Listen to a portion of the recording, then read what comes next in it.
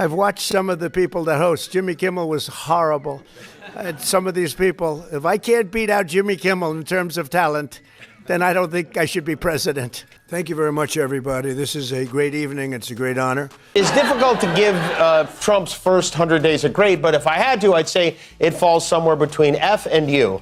And hey, don't get me wrong. I will say, multiple Republican Congress members have said that their lives have been threatened by Donald Trump's Department of Justice in connection with their demand for transparency around the release of the Epstein files. We've heard now from Thomas Massie, Republican Congress member from Kentucky, who spearheaded that discharge petition. He said that the Trump DOJ and the FBI threatened criminal prosecutions against his staff. When you can't defend the allegations against you, what do? If you're Donald Trump, you don't engage with the evidence. You attack the people exposing it. And over the past year, Jimmy Kimmel has been systematically documenting Trump's connections to Jeffrey Epstein, while Arnold Schwarzenegger has been calling out everything from Trump's weight lies to his climate denialism. Trump's response to these exposures tells you everything you need to know. He can't defend what they're saying, so he's trying to silence them instead. graduation, Fiberace flew straight to the annual Lincoln Reagan dinner in Minnesota, where he either falsely or just dumbly claimed he won the state in 2020, and where, for a guy who claims he doesn't use a teleprompter, he got pretty upset about his teleprompter. How about that? Before I got up, the teleprompter fell down. That's great. Great going, fellas, back there. Then they want to know why I didn't pay the bill. You know, I get a lot of heat. He gets a lot of heat when he doesn't pay the bill. Except for the heating bill. When he doesn't pay that, he gets no heat at all. But who brags about stiffing workers on a stage at a campaign event?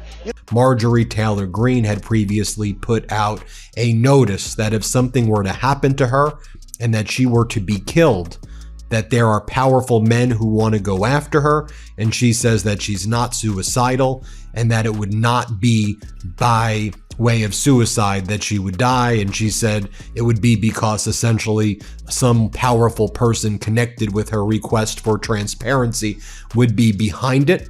We also know about the threats to the lives of the survivors as well. And we're also seeing what the DOJ has done to people within the department who have discussed the Epstein files. And there was an example of one individual, senior DOJ official who worked in the Witness Safety Coordination Program. Let's start with November 2025, when Jimmy Kimmel opened his show with what he called Hurricane Epstein. Congress had just voted 427-1 to force the release of Jeffrey Epstein's files.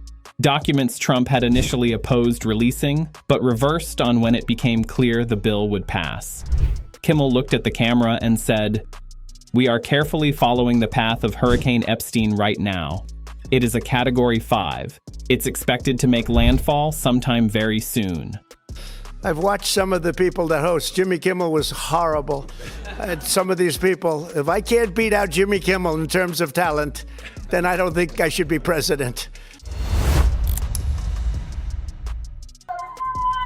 There have been some positives. Unfortunately, they've all been pregnancy tests for women who slept with Elon Musk, but there have been some positives. I mentioned last night that Trump's approval rating is the lowest of any president at this point in his term since they've been doing polls like this, at least 80 years, maybe 90 years. This DOJ guy, the DOJ fired him right away for talking about the Epstein files, and a lawsuit was just filed on behalf of that DOJ agent.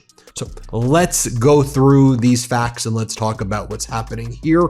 And this is all happening, by the way, at the time that Bloomberg got a response to their FOIA request from the federal courts, which also showed the scale and scope of the cover-up. Then he delivered the line that would trigger Trump into a late-night meltdown. We are now one step closer to answering the question, what did the president know, and how old were these women when he knew it? It was a riff on the famous Watergate question about Nixon, but updated for Trump's Epstein scandal. The audience erupted. because everyone knows Trump and Epstein were close friends for years. The photos exist, the flight logs exist, the party videos exist. Kimmel wasn't done. He noted that Trump is not a happy little meal right now. I'm glad you're in a good mood. I am in a great mood, too. I've had a day of revelry and jubilation as I celebrate Donald Trump's 100th day in office. I assume there'd be a big round of applause. No? We have, 100 days behind us and only 13 more 100 days to go. It's been an historic 100 days. Some would say prehistoric. In connection with redactions of the Epstein files, the removal of stuff from the Epstein files. Let's break this all down, shall we?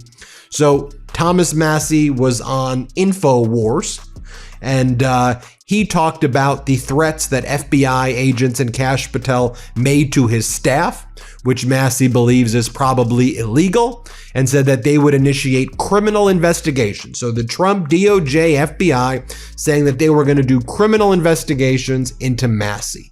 Every time he gets asked about Jeffrey Epstein, he loses his mind. And that's exactly what happened. 11 minutes after Kimmel's show ended on the East Coast, at 12:49 a.m., Trump posted to Truth Social. Why does ABC fake news keep Jimmy Kimmel, a man with no talent and very poor television ratings, on the air? Why do the TV syndicates put up with it? Also, totally biased coverage. Get the bum off the air. We got England. When your daughter asks for a Barbie for Christmas this year, just say, we can't afford that, honey, but maybe you'd like some John Smedley knitwear? This trade agreement is the biggest deal Trump has made with Britain since the time he convinced them to make his stunt double their prime minister. Today, the current British Prime Minister, Keir Starmer, was not able to be at the White House, but he did call in to kiss some ass via speakerphone. Donald, thank you so much. It's really good to have this deal over the line. Tribute to both teams, tribute to our countries, and tribute to your leadership. Keir, thank you very much. Thanks, Donald, and we'll speak again soon. Very good. So long. Bye. Also, I'm going to say this here on camera because it's important. One of Kash Patel's staff threatened my staff with a criminal investigation if we didn't straighten up and play ball. I was going to ask you about that, but since you brought it up, and I didn't, I'm bringing it up. Okay, you brought it up. And so, like a criminal investigation having nothing to do. He said it was going to be a fraud. We're going to investigate one of your staff for fraud. Right. And he told another one of my staff this. If you guys don't straighten up, if you want to play hardball, if this is how you want to play it or something like that. Think about that for a second. The President of the United States stayed up past midnight watching a late-night comedy show, then immediately demanded the host be fired. Not a defense of his Epstein connections. Not an explanation for why he initially opposed releasing the files. Just get the bum off the air. If you're finding this channel's approach to documenting authoritarian behavior valuable, hit that subscribe button. We're building a community that refuses to let these patterns get normalized. But Kimmel's Epstein exposures didn't start in November. By 16 points. I'm at +3, he's at -13. Is nice, but it feels like, considering the fact that I'm not a convicted felon friend of Jeffrey Epstein, and I've never paid off a star or sent a team of masked goons into a park to pull an old lady away from her grandchildren, I feel like my rating should be higher, maybe, than... Oh, shit, look. I'm looking at the back of my head. What the hell? I look over at Youngkin. Now I look up there, I see. I'm having a bad hair day. This is not good.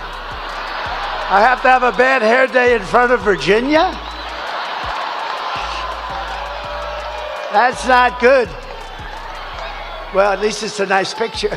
This member of your staff is going to get criminally investigated for fraud. A very specific threat. Right. And that had just happened. So I told Bongino, I said, one of your guys is threatening my guys with an FBI investigation. Yeah. If we don't do what you want. And he said, I'll take care of that. I'll take care of that.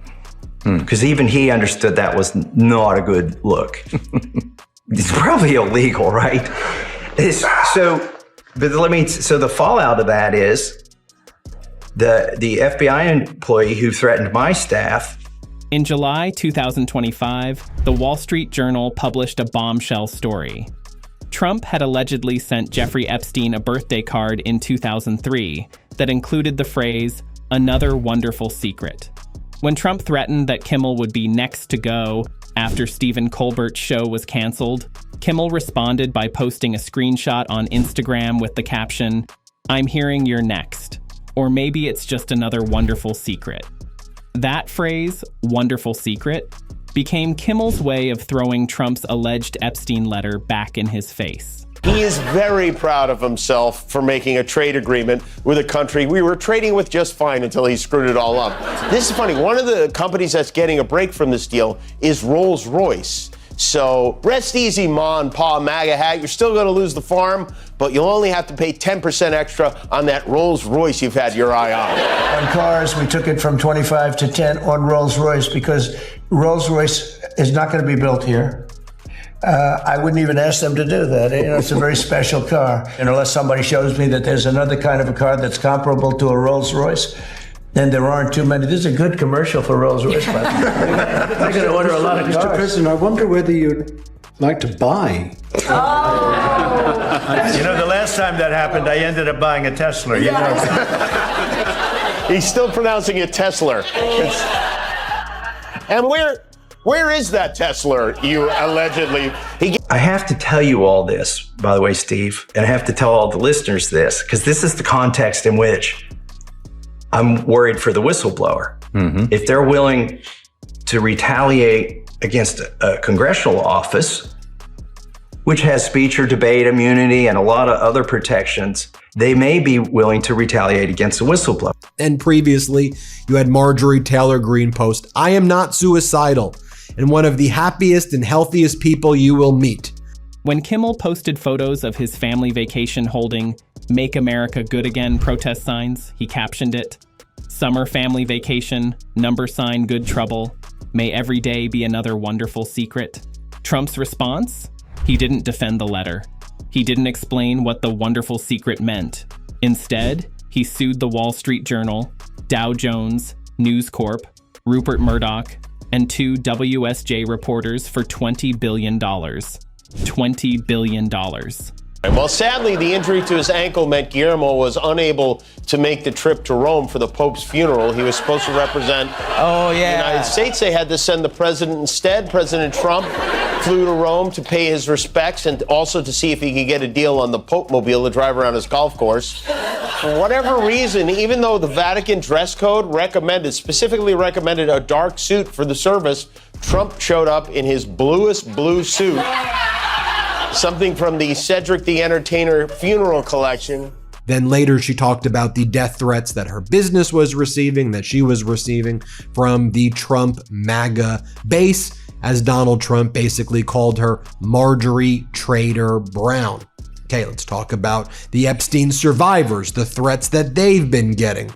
Here we hear from Annie Farmer, one of the victims, survivors of Ghislaine Maxwell and Epstein. Here she says how, wasn't that Ghislaine just procured?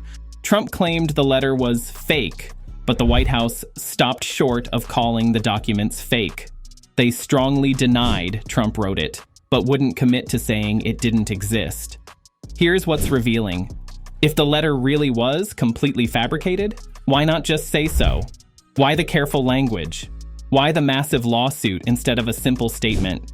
This document is fake. We have proof. Here it is. With such great respect, we very much appreciate it. Now we're going to go to the State Department with Secretary of State Rubio and have a special event, something which was never done before, but we never had a president hosting the awards before. This is the first. I'm sure they'll give me great reviews, right? They'll say, he was horrible. He was terrible. It was a horrible situation. No, we'll do fine. I've watched some of the people that host. Jimmy Kimmel was horrible. And some of these people, if I can't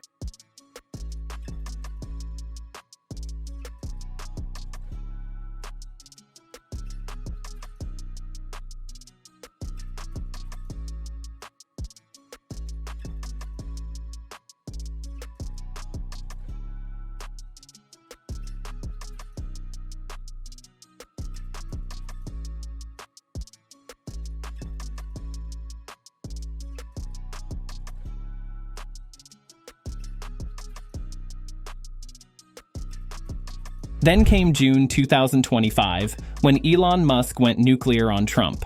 Musk tweeted, "Time to drop the really big bomb. Donald Trump is in the Epstein files. That is the real reason they've not been made public." Kimmel's reaction was perfect. "I knew this day would come, and yet somehow it's even better than I imagined." Kimmel then showed viewers archival footage and photos of Trump and Epstein together, at parties, at Mar-a-Lago, socializing like old friends.